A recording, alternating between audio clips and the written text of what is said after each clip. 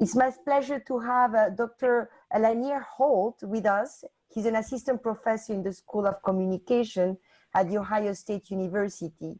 He has been named the top teacher in the College of Art and Sciences at the Ohio State University, and recently received the 2020 Alumni Distinguished Teaching Award for OSU, making him one of only 10 faculty members of the more than 3,000 in the OSU system to receive this honor. Congratulations, Lanier. Thank you. He received his PhD in mass communication and an MA in journalism from Indiana University and a BA from the University of Minnesota in African American Studies, ethnic relations with a minor in political science. Dr. Holt is a former professional journalist and communicator, having worked at world headquarters for Honeywell Inc. and later the company's aerospace business unit. He also has worked for several newspapers, including the Chicago Tribune, Indianapolis Star, and Rochester Post-Bulletin. We are very excited to have him with us virtually today. So please join me silently in welcoming Lanier. Thank you. Thank you. It's funny, whenever I hear all of that sort of stuff, I think to myself, I'm just a kid from Chicago. Are they talking about me? And then I realized, oh man, I actually did do all of that stuff. I never thought any of that would be possible. The segue into what we're talking about now, things you didn't think were possible. I'm glad you all are here. I'm glad we're all here with this whole global pandemic and everything going on. Ohio State has about 60,000 students, and I'd imagine, like you all are, we were banned from coming to campus because they're trying to make sure we don't have any thing that we could spread the virus with. So I'm walking across the oval, the equivalent of the quad of most campuses, and there were 4 or 5 people there, and I thought, and they were all spread apart, and I thought, you know, back in the 90s, I used to watch these nightmare scenario type documentaries on the learning and history and science channel and things like that. I never thought I'd actually live one. So I'm glad you're here. But speaking of crisis, at some point, this thing will end. We will get through this. We will be fine. But there have been crises before, and obviously not of the same magnitude, but in terms of interpersonal relations, and that takes us to what we're talking about today. The title of this lecture is titled, Where Are We Going? Examining the media's role in the current and future state of race perception in America. Follow me. Let's see where we go with this. Ladies and gentlemen, these are dark times, and these will be dark times when we get through this. One of the things that's most interesting to me about this whole thing is that this virus is sort of, not even sort of, it's a directly equal opportunity offender. It doesn't care if you're black, white, Jew, Protestant, Gentile, French, what have you. This virus has no compassion. And one of the things that I thought was most interesting was, for the first time in my life, I walk the streets and I see fear in people's eyes. I've often felt and saw a little trepidation in black folks' eyes, but I also see it in white folks' eyes. And the reason that's unique, and I thought, man, white folks live with a certain freedom that I just don't live with. And there's a reason I don't live with that sort of freedom, and it takes us to what we're talking about today. Right there is Ralph Sherrod Northam in blackface. He's the governor of Virginia.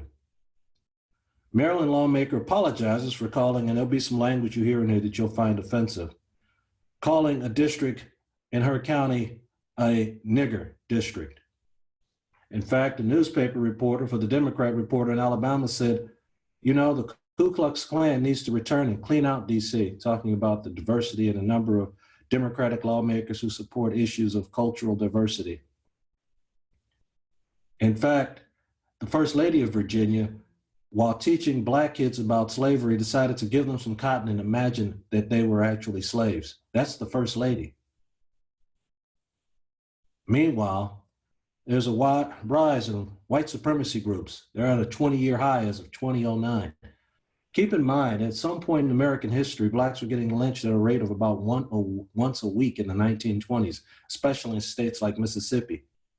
And all of these things would be bad if we were having this lecture and discussing these things in 1920, 1950, 1980.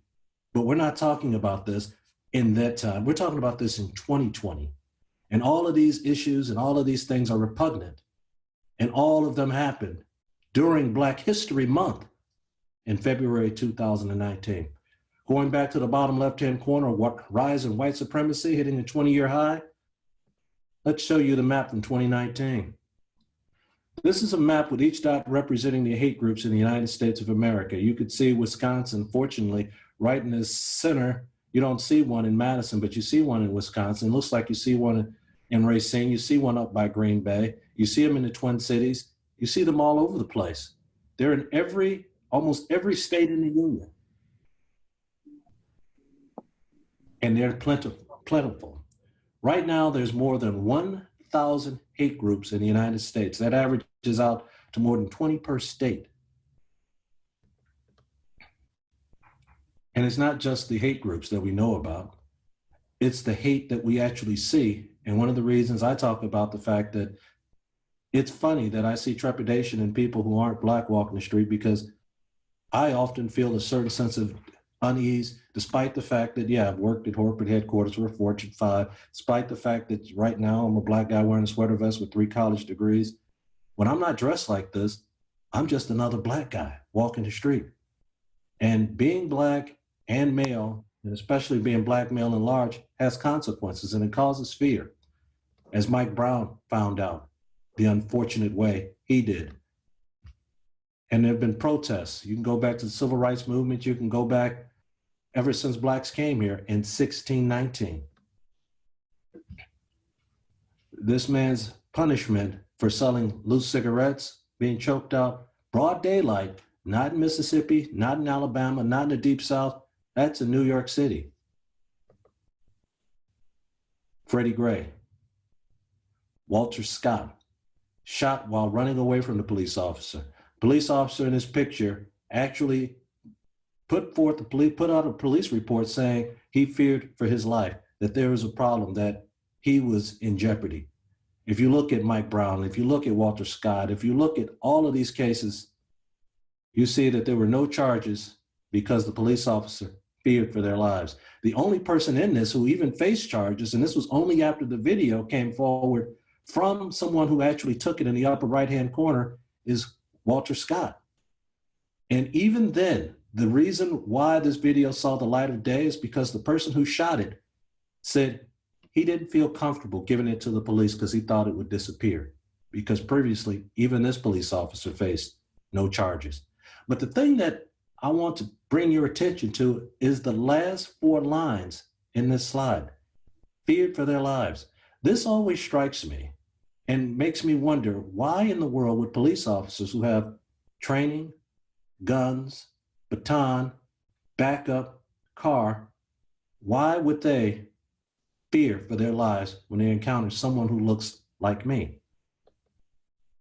Well, let's take a step back and look at the Black Lives Matter movement, which got started in Sanford, Florida, when erstwhile neighborhood watchman on the left here, George Zimmerman, shot and killed Trayvon Martin, a kid wearing a hoodie who had Skittles.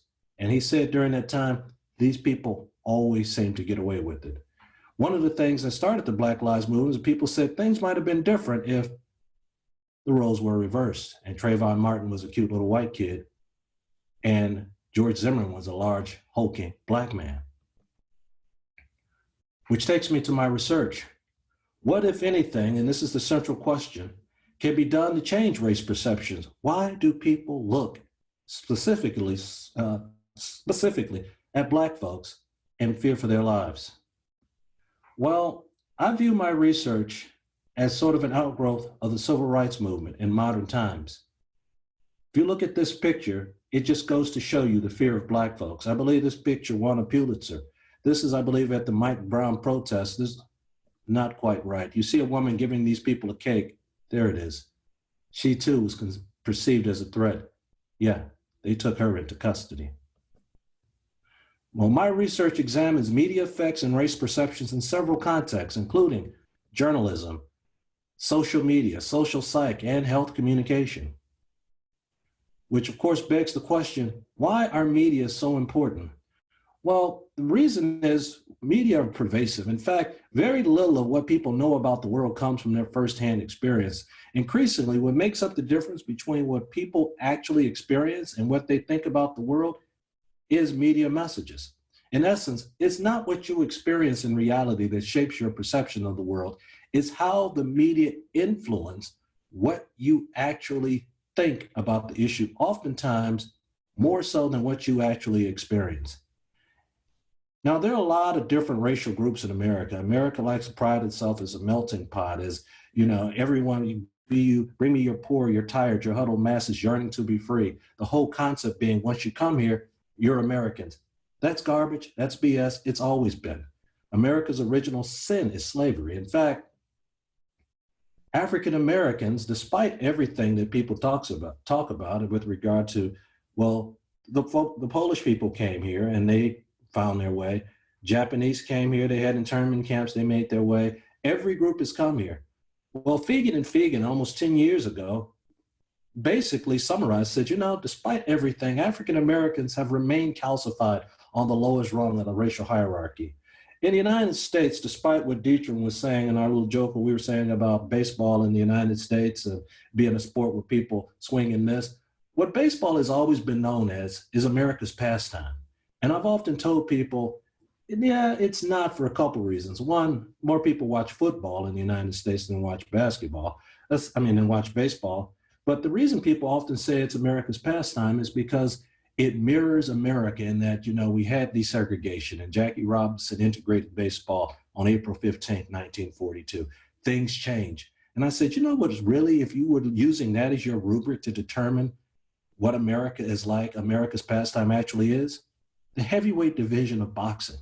Because if you look back in the day, say just the 1920s, 1910s, you had Polish and blacks. You fast forward, you have Italians like Rocky Marciano and blacks. And then you go forward, now you have immigrants like the big Klitschko brothers and blacks.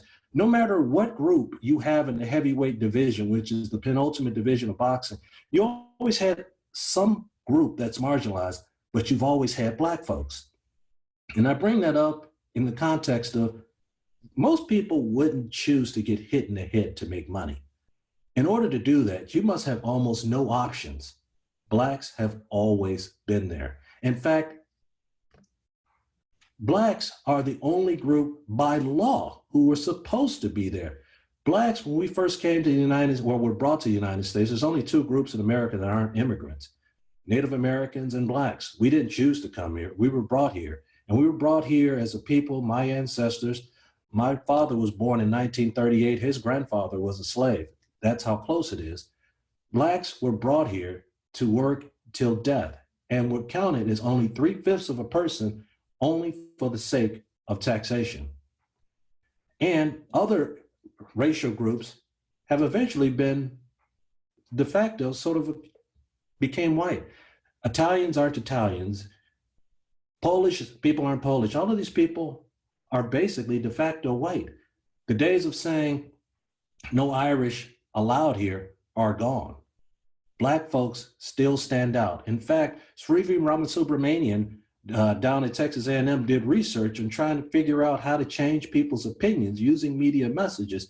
And she found that opinions, even of Asian Indians, as in people who are actually from India, are more easily changed than people's opinions about black folks, because there's something about blackness, at least in the minds of whites, perhaps it's the long history of being here, that makes it such a stain in the psyche that it changes people's abilities to even change their mind with regard to African Americans more than any other group.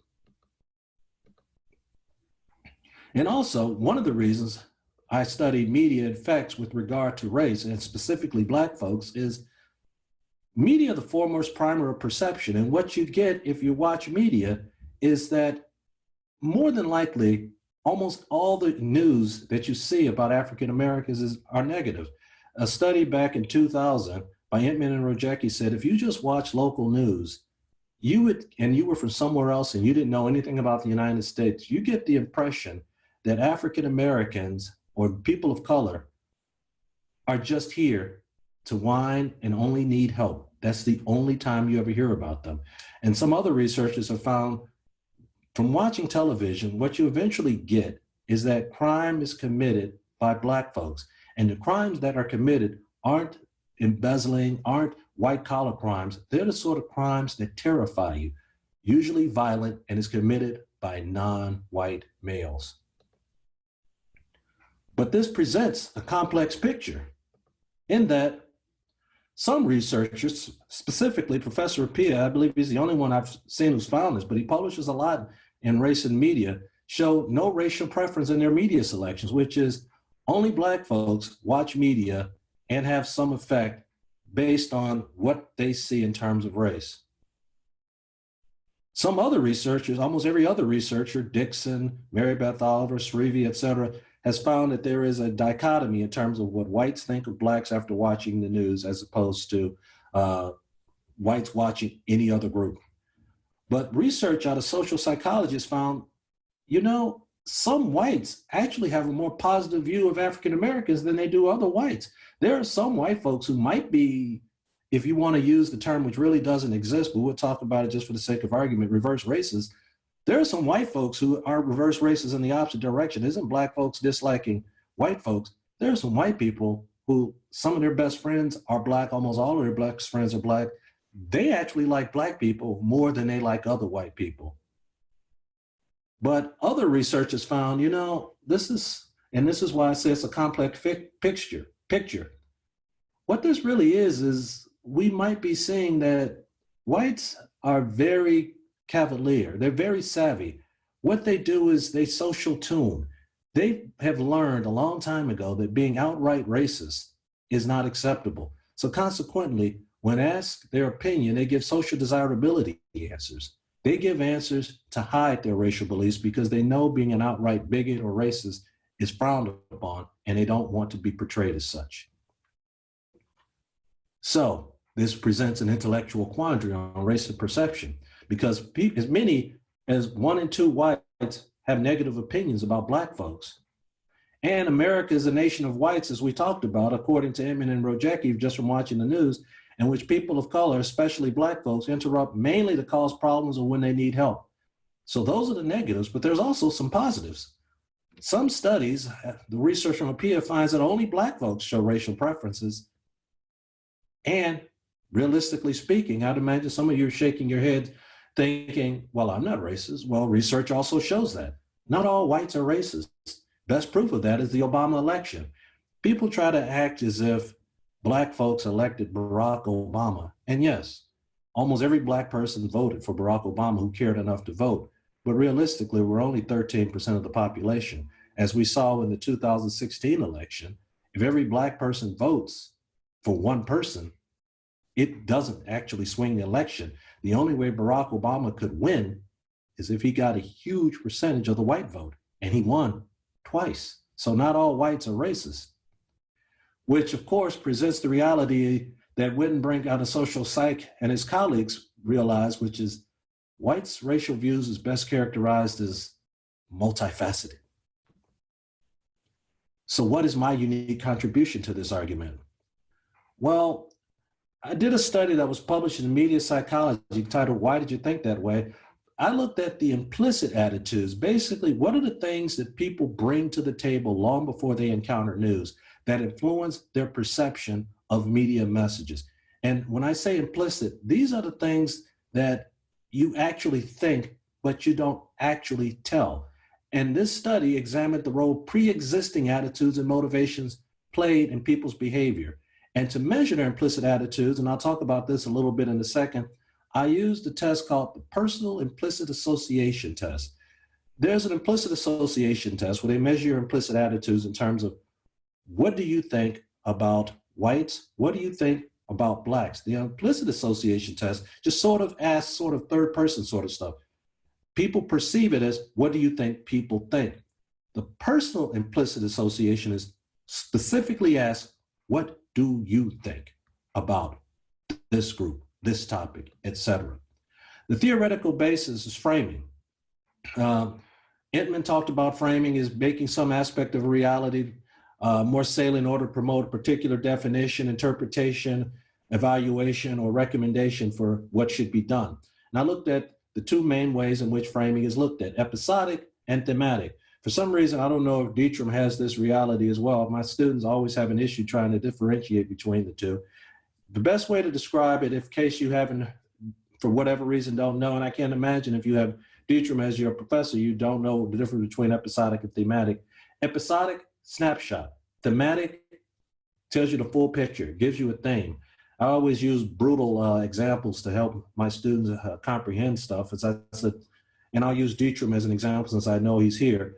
Say, for example, if you see me choking Dietram, you would say, holy cow, that Holt's a terrible person, someone needs to stop him, etc. Episodic, you just saw one instance. But if you found out he brought him to Wisconsin, he put him in badger gear, while I was sleeping, he gave me a badger tattoo on my left cheek, then you've heard out, well, of course he's choking him. Thematic framing. If you put the whole issue into some sort of context, it makes you actually understand what happens. And what it tends to do is it tends to make people put the onus not on the individual, but on the circumstance or society. So that was the theoretical basis of this study. And we talked about the personal implicit association test, so I won't belabor here for the sake of time. And I also looked at motivation, which is now, I guess I shouldn't say it's in vogue because a lot of people do it now. Looked at internal motivation and external. Internal motivation is in terms of not wanting to be racist. I don't want to be racist because I think it's a bad thing. I believe all people are created equal. You're egalitarian at your soul. Versus external, you know what? I don't like these people. I think they're different. I don't want to be around them, but I'm not going to show it because I don't want these people to think I have these beliefs. So I looked at internal versus external motivation. The design, as you could see, is 87 undergraduate students from a large Midwestern university. Shocking, it was The Ohio State University. The procedure, participants completed self-report measures on their motivation to control prejudice reactions against Blacks, and they also completed a race-related version of the PIAT. Part 2, they read 3 stories about the beginning and the middle of the aftermath, and it says the incident, and the incident is the Jena Six controversy. Some of you may not remember the Jena Six controversies. Some of you may have never heard of it. Either way, a quick refresher. A noose. Jena, Louisiana is a town in north central Louisiana that still lives basically like it's the 1940s. Blacks and whites live on separate sides of town. They obviously get their hair cut at different places, but even if they die, they're still buried in separate cemeteries. What set everything off with regard to the Jena Six was a Black kid asked if he could sit at a school assembly under what was called the Whites Tree. And the reason it was called that is because only whites were allowed to sit under the tree. Black kid sat under it. Shortly thereafter, a series of nooses were hung from the tree. All hell broke loose in Jena, Louisiana, eventually leading to some Black kids, and which included at one point a white kid actually pulling a shotgun out on some Black kids. Somehow, I don't know where they found these Black kids. Black kids got it away from him. The kid who pulled out the shotgun was charged with nothing. The Black kids who took the shotgun were charged with theft. Meanwhile, eventually some Black kids, 6 of them, got into a fight, beat up this white kid, knocked him unconscious. Despite the fact that he was well enough to attend a school ring ceremony later, the Black kids were charged with attempted murder. And in Louisiana, when you're charged with murder, something has to be issued in evidence as a murder weapon. This case was so bizarre that the parish attorney listed the kids who did the incident, were involved in the fight, the Black kids, tennis shoes as a murder weapon. This launched a huge national protest, and the kid was fine. He went to, again, school ring ceremony later that day, but it caused protests, got national news, and people were talking about this is a miscarriage of justice that goes all the way back to the civil rights era. So I asked some questions about this, the following hypotheses. After reading this story, I wanted to see if people's implicitly measured attitudes influenced their story quality, their perception of how the quality of the news story that they read. That was hypothesis 1. Hypothesis 2 looked to see if that was influenced by external motivation, what they thought other people would think. Hypothesis 3 looked to see if what people's thought of the story quality, did that influence, and if they believed cultural factors like the environment in Louisiana, Jena in particular that I just described about the bifurcated system of people living on one side of town, buried in separate cemeteries. Did the story quality influence if they believed that was the cause of the blame, or was it something having to do with the kids who actually committed the act of violence against the white kid in Jena? And look to see H4 story frame, did episodic or thematic stories influence that? And you see there was a research question looking to see if implicitly measured attitudes influence people's blame on cultural factors or not. Here's what I found. People who have negative implicit attitudes toward African Americans and were not externally motivated to hide it, which means these people have a negative implicit attitudes about Black folks and they don't care that you know about it. They thought the story was of poor quality. They thought the story was bad if you don't like Black people and you're not trying to hide it. However, when whites were highly motivated to appear less prejudiced, they rated the story as high quality regardless of their racial attitudes. In other words, if white folks want you to believe they are less prejudiced, that story's a story on a very hotly contested racial issues, they're gonna say that this story is excellent regardless of what they actually believe. In short, the key factor in people's beliefs about the story isn't the story itself, but people's motivations before they even read it. In fact, people who had negative attitudes about African Americans, but also wanted to appear non-racist or non-prejudiced, they reported the same perception as people who actually had positive views of Blacks. External motivation had a significant effect on story quality. What do you want people to think about you in terms of race influences what you tell people about the quality of a racially contentious issue. In fact, story quality significantly also predicted blame. People were significantly more likely to predict cultural factors were the cause of this incident, the Jena Six, not so much the news, but in terms of these Black kids attacking the white kid, only, not surprisingly, in thematically framed stories. And in addition, the more negative whites' implicitly measured attitudes are, which means their inherent dislike was towards African Americans, the worse they thought the story actually was. And this was true only for people, though, who didn't care what other white folks thought. All the participants in this study were white. What influences what whites think of hotly contested issues isn't the news itself, isn't the story, is what they want other whites to think if they're motivated to at least not, if they're motivated not to change their racial prejudice. The takeaways being motivation matters.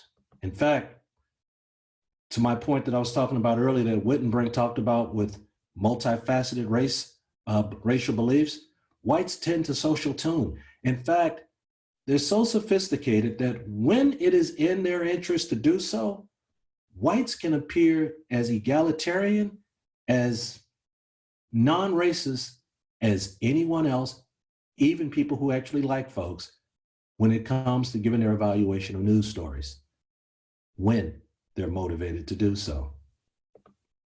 In fact, when whites lack the motivation, one of the things, and this is what I thought was the biggest takeaway from this whole thing, whites do not even process the information or the arguments raised in the story, which is to say, when whites encounter news on race that they don't agree with, if they have negative implicit biases against Black, they don't even evaluate the arguments, they don't even process it.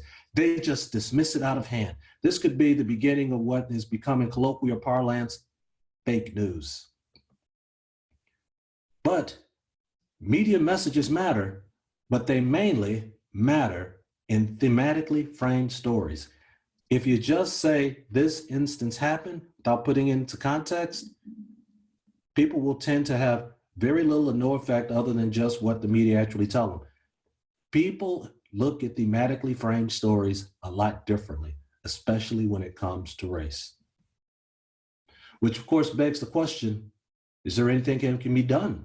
Because whites' racial attitudes, again, are multidimensional and they're situational. It depends on whites' motivations, beliefs, and to whom they're trying to appear egalitarian. And it's contextual and media-based. It depends on what type of media stories they're actually getting, episodic versus thematic. And since not all whites are racist, it can vary from person to person, which of course begs the questions. if it varies from person to person, who are these folks? Who are these people? And what are the factors that guide their racial beliefs beyond or in conjunction with media messages? Well, I did another story to look at that, answer that exact question as part of my program of research. Using the elaboration likelihood model, this is the social psych stuff that I've been getting into, I looked to examine another racial issue, the biggest racial issue at that time, the Black Lives Matter, and looking to see to whom does this issue matter to and to whom does it not, in an article published in Journalism Practice. Well, one of the reasons I looked at this differently than I did the previous study is I did this one looking at online media, because social media was supposed to change the dynamic of the way we told stories. And you'll see in a second it didn't. But it has become very prevalent in that Black Lives Matter was talked about or tweeted almost 41 million times just on Twitter alone. And mainstream media, covers police shootings, and they've always covered police shootings. In fact, one of the things, I've heard this both anecdotally and I've found this in the literature, a lot of white media have been asking, oh my God, have police shootings increased? Is this a new thing? Meanwhile, Black newspapers like the Spokesman Journal up in Minneapolis, Chicago Defender, etc., bluntly said in reply, we've been covering this issue for more than a century. So I wanted to see, who are these people, if it can vary from person to person? So I wanted to determine what factors cause some people, both Blacks and whites, to support or reject the Black Lives Matter movement. And how do they interpret what the media say about the issue? And why the elaboration likelihood model? Well, because it goes beyond just the simple call and response stuff that you see in most studies. A lot of studies that you see on race are self-report. I didn't want to just find out what people said. I wanted to find out how they processed information and why they think about race-based news stories the way they do. I like to envision my research as taking the next step in media effects research. Instead of just looking at the what, the when, and the where, I want to know the how and the why. Because if you get to the etiology of that, then you could possibly get to a change in behavior and beliefs. Just finding out it exists is like finding out a room is blue. But if you actually want to know why they painted the room that certain color, maybe you can get them to do something different. Applying this to race, if you want to know how, and if you find out how and why they did it, then perhaps you can get to the root to possibly bring about change. Because this issue isn't just something that we want to know about, it's something that we should hopefully hope to change. So, the elaboration likelihood model. For those of you who don't do social psych or aren't familiar with it, the elaboration likelihood model, and this is of course just a glossing over because people have been spending decades of their career doing this, talks about that there's dual processing mechanisms in how people process information. Central being, if you have the time, the effort, and the cognitive resources, you will evaluate news based on if the message is high or low quality. If it's high quality, you'll do one thing, as opposed to low quality, you'll do something else. However, there's also a peripheral possibility, which is if you lack the knowledge about an issue or the motivation to find out, you'll evaluate news or information on external factors like, do you like the source of the information? Where did you get it? So I wanted to see, how did the elaboration likelihood model explain how and why people thought things about a racially charged issue? I won't belabor the hypotheses too much because it takes, one, a lot of reading, but you'll also, shockingly, find out exactly what these hypotheses and research questions were when we get to the findings. But basically, to sum up these hypotheses and research questions, I wanted to see what Black folks thought, what white folks thought about the Black Lives Matter movement, what they thought about the Black Lives Movement issue, and the research question, which traits in audience members explain why they thought that way. Got 541 participants, all adults, 21 years of age or older.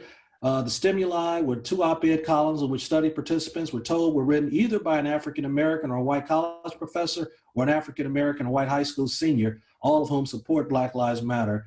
And I wanted to say, because the people who are more than likely talking about the Black Lives Matter movement online aren't the professors, despite the fact that, you know, they have 3 college degrees, they might focus on priming or spreading activation or framing. They're not actually on the front lines of this issue. It's the young Black people. In fact, as we'll talk about in a second, one of the things that media has done is media has changed the dynamic. My mom, a wonderful Black woman, lives right outside the Chicago area. She used to say a long time ago, I remember, this may not shock anyone who's ever met me, I always thought I could negotiate things. And I would talk to my mom and I'd talk to my dad, and my dad would always send me to my mom. And I said, I don't know what I was trying to get, but I asked my mom, I said, it just ended with, Mom, is this not America? Is this not a democracy? And my mom, who was about 5'9", looked down at me at that time and said, hell no, this is not a democracy. This is not America. This is a dictatorship. Our relationship works in 3 parts. I say, you do, the end. And she turned and left, and I didn't get what I wanted. But relating it to this, social media has changed things. It used to be the media report, we hear, the end. Well, social media was supposed to change things in that it was a democratization. Anyone could provide content. And it used to be the media report, we hear, the end. Well, now with social media, what we thought was going to happen was that the media reports something, we give a rebuttal on social media, then the media sees what we did, and then they have to change. That's what we thought was going to be. That's one of the reasons I use this. And this is one of the reasons I used a young African-American teen and a young white teen, as opposed to some academic article, to see what people thought.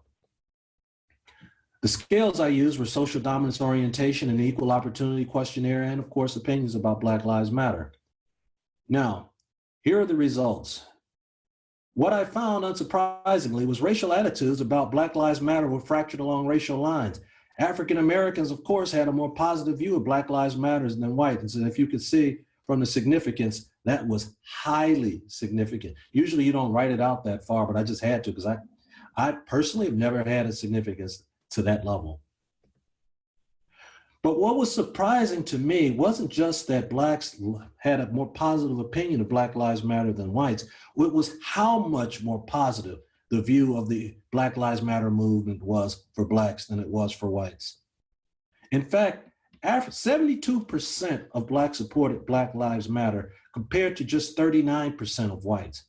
Further, 39% of whites openly disliked the movement. Some people even considered it a hate group, compared to only 11% of Blacks who had any, which means if you were to put it on a scale of 1 to 5, and we'll say 1 is completely hate, 2 is moderately hate, 3 is you think is okay, 3, 2, and 1, combine all of that, you only got 11% of Blacks who had a negative view of this issue. And both African Americans and whites were more likely to believe an expert source on the issue. However, the expert on this, what I thought was going to be the case, wasn't the Dietrams, wasn't the me, wasn't the Devon Shaws, wasn't Dominique, etc. It was young Black teens. It's sort of the VCR phenomenon, for those of you who remember. At one point, there was something called a video cassette recorder that would record information. Well, back when I was in college, my father, I still remember he got a VCR and he waited 2 months to hook it up because he needed me to come home to do it. Well, on Black Lives Matter, we're finding out that it's sort of the same phenomenon in a sociological context where people are waiting or people are looking to see who the experts are on this issue. And it aren't the old heads. It aren't the people who actually have been doing and researching this. It's the people on the ground, Black teens. Now, who are these people? 3 factors determine who supported or rejected Black Lives Matter. One was I found out that these people who hated Black Lives Matter, it wasn't just Black Lives Matter. They had a hatred for racial policies in general. They supported, they hated Black Lives Matter. They also hated support for Blacks in general, including affirmative action, quotas, and they believe that a help for African Americans is a takeaway from helping whites. And they have attitudes of pro-racial dominance, which is people who oppose Black Lives Matter believe not just lower wages for Blacks, but lower wages for Blacks and women reflects a lower skill level, lower education, and just lower ability for these people. And they also believe that these people should be kept in their place, even if by force. And the third factor that determines if you hate Black Lives Matter, unsurprisingly, is being white. And that is highly significant. Which of course, again, begs the question, is there anything that can be done? Well, what I've found to this point is when it comes to racial issues, this may be the only thing I've seen in social psych that had, on racial issues, people use central and peripheral processing, and they evaluate messages based on the quality of the message and extraneous factor. And the difference between a racist and a non-racist isn't your advocation, or isn't your education on these issues. When I teach one of my courses on race and media, one of the intercultural comm, I have my students write down all of the negative racial things they know about African Americans. And you know what you'll find?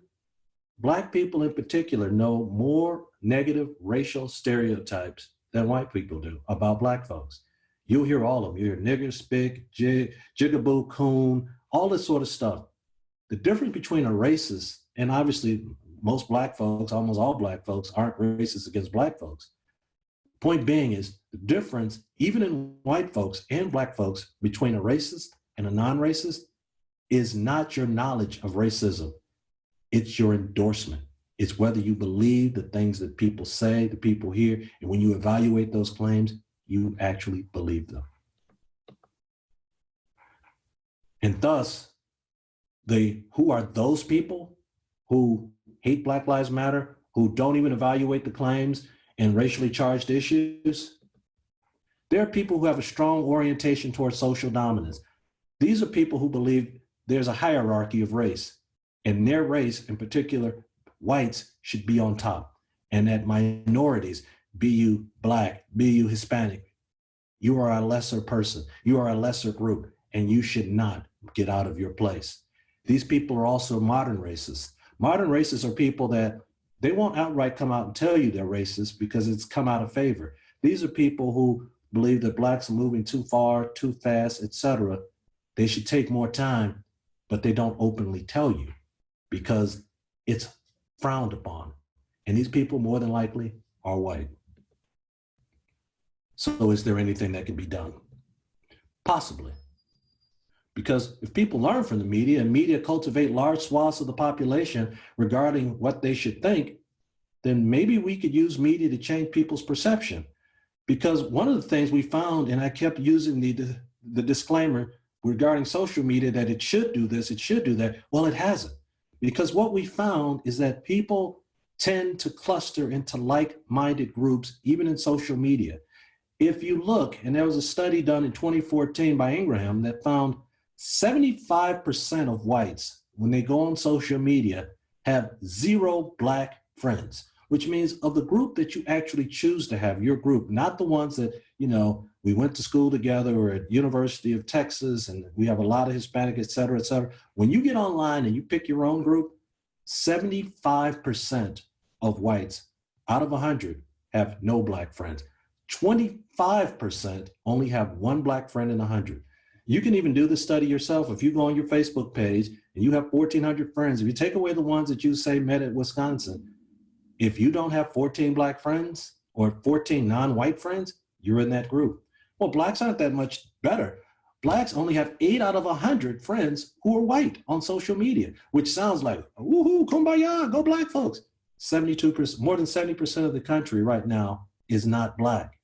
So you almost have to avoid all the white people to not have any white friends on social media. And that's exactly what African Americans are doing. So since people can learn from the media and social media aren't changing this, what can the hardcore media, you know, nuts and bolts actually do about this? Well, that led to some research that I've done a while back and took me back to this article titled Righting the Wrong. And it looked to see, can counter stereotypes change people's perceptions about African Americans? Because given that people learn from the media, if they can learn negative, I wanted to see if they could also learn positives. Hence the hypotheses. I looked at, this was a story used in crime because crime is pretty much the foremost stereotype born from media messages. So I had participants, as you'll see when we get to the description of the stimuli, read a story about a crime committed by a white person, a Black person, and have one person and have somebody change their mind and change their life, become a nonviolent criminal, become nonviolent, or someone stays the course. And I look to see if suspects in the crime-related counter-stereotypes condition will be perceived more favorably than those in the non-crime related counter-stereotype condition. And what do white suspects, how are they perceived compared to black suspects?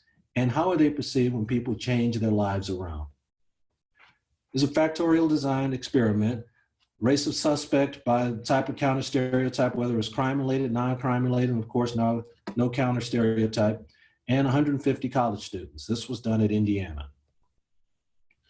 And the stimulus material that I teased earlier, crime related counter stereotype, story about someone, either black or white, who turned their life around after going to prison. Non-crime related, story about somebody from the inner city who overcame the odds and earned an Ivy League degree. And then of course the no counter stereotype story. Here's what we found, or here's what I found. This was a solo authored piece. In general, people have more favorable views of white criminals than they do African-American criminals. That's not surprising.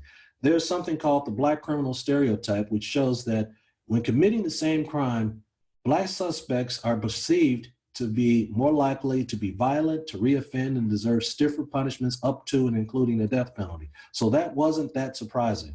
What was more surprising was the next two bullet points, which is counter-stereotyped work, but only when you're not dealing with crime.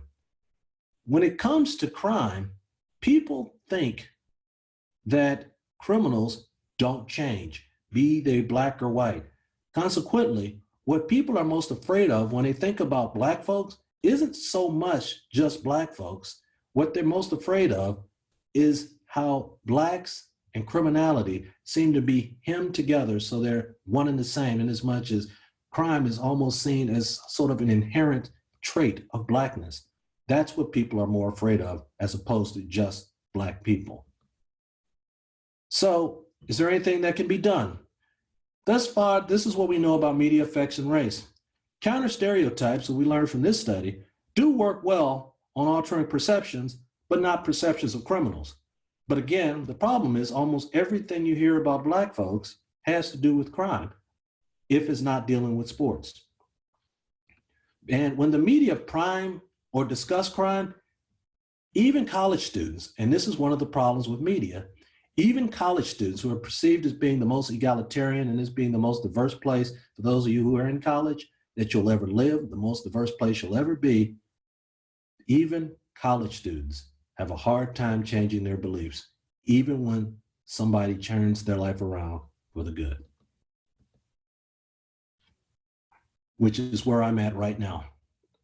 What can be done? Well, my future steps are, I need to figure out what triggers race perception beyond just media. Because if you can't change media, media are going to be what it actually is going to be. It's been this way since long before anyone on this call was alive. I have to figure out the factors beyond media that can change perception. In particular, I want to examine the effect media messages also not just have on black folks, because I have a hunch, and it's just a hunch that thus far, which is why it's called research, because I need to find this out in my future program of research. What are the effects that this has on other people? Because I think the mechanism that causes people to dislike blacks is probably the same mechanism that's causing people to dislike Hispanics. It's probably causing people right now to fear or be angry at almost all immigrant groups. Also, I need to broaden my perspective and look at other groups, including the most populous group in the country, women. Women are 51% of the population, but they're still treated like a minority group in terms of how much money they're paid, crimes against them, how they're treated in general. In fact, the fact that women are 51% of the population seems to be lost on everyone. At Indiana University, they had a newsletter, or they probably still do, that they sent out to female faculty, and it's called the Majority Report. And all the time my wife would say, why in the world do they call it that? You can't untrain certain people. But I also think, in looking at the factors beyond just media messages, I need to broaden some of the theoretical aspects that I'm using to understand this phenomenon, specifically looking at ethnic identity. Ethnic identity is how much do you buy into the actual traits and beliefs of your group. And it's been shown, at least in health communication, to be a better predictor of race. There are some Black folks, I mean, Tiger Woods, for example, Ben Carson, even without doing a study, you could tell, despite the fact that they have the uniform, they're certainly not on the team, they don't have the same racial buy-in as a number of Black folks in terms of the things that you think about Blacks. Well, the same thing has been shown in health communication, that if you could tie in what people think in terms of their ethnic identity, how much they identify with being in a group, that'll explain what people are more likely to think, do, and believe more so than race. So I want in my future to take this beyond just that area in terms of figuring out, is there anything that can be done to changing people's perception? Because thus far, I've looked at this in so many different ways. I've looked at this in flagship journals for journalism. I've looked at it in journalism practice. I've looked at it in popular media, social psych, straight up comm, and sort of a hodgepodge of both. I've published in all of these areas because this is an important issue. This is the issue of the 21st century. And newsflash, this issue is not going away soon. We're in the middle of a different crisis now, a much bigger, much stronger, more direct influence on everyone's lives right now. But when this is over, and this will be over at some point, we are human beings and we're going to go back to what we were. Black Lives Matter isn't going away anytime soon.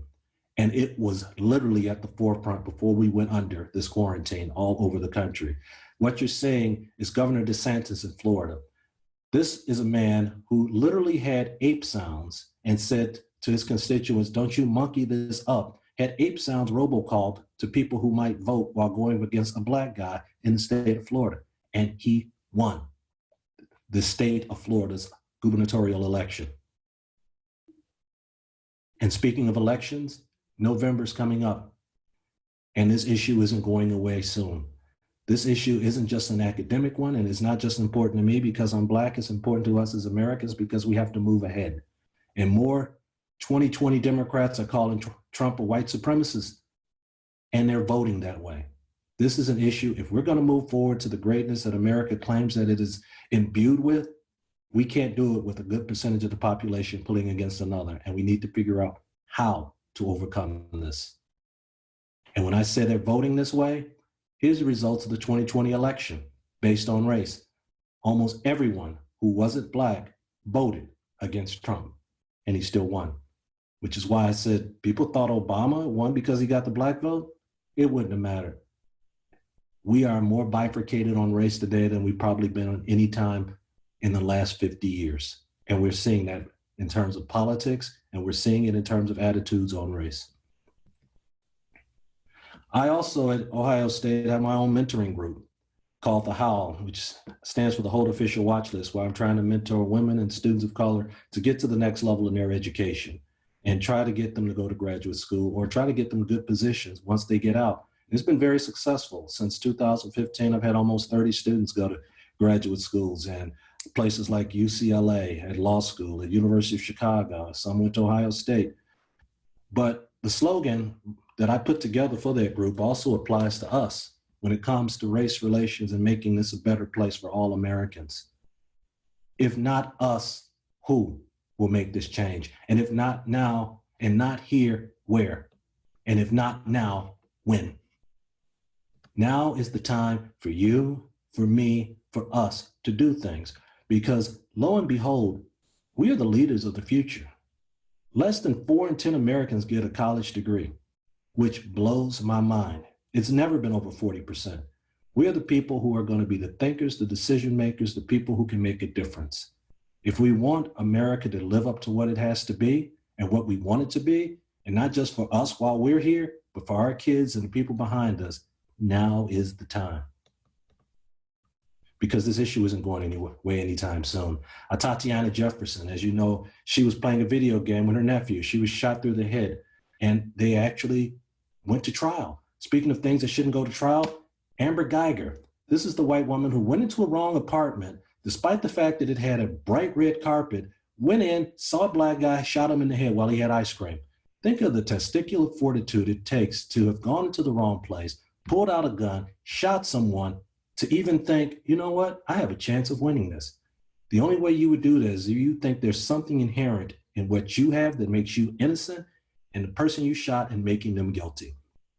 I don't think anyone on this phone would think if a large black man shot a tiny white woman, he wouldn't have been plea bargaining. This actually went to trial.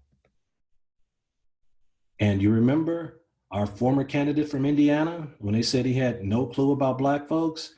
Buttigieg, this is the black man that was shot to death in South Bend. This issue isn't going away anytime soon. And you all are very familiar with this issue at Wisconsin, that this is going away anytime soon. Campus brochure, Wisconsin, photoshopped a black guy into a crowd scene. Now you see him, now you don't. This guy, that guy. But the big thing is, nothing's changed. You're seeing this in the New York Times. But a big thing is also so bad is that you're not alone. University of Texas at Arlington. Toronto, photoshopping people in. Businesses abroad. White guy, black guy. We joke about the fact you get these college brochures, you see a black kid high-fiving an Asian kid in a wheelchair, and you call that diversity. That's not what it really is. But you're not even the worst in this conference. Racial aid incident at Michigan State being investigated, that was the news hanging from a dorm room. And this celebrating Black History Month at Michigan State. And this mural of the KKK, room 100 Woodburn Hall, just got taken down at Indiana University in 2018. We can do better. We need to do better. In order to make this, when you're walking this campus, when you're walking outside of Madison and you're going into the world, you can do better in order to make this a better place for everyone. Thank you for welcoming me here, virtually at least, University of Wisconsin-Madison. We're done. Thank you so much, Lanier. This was a great lecture, and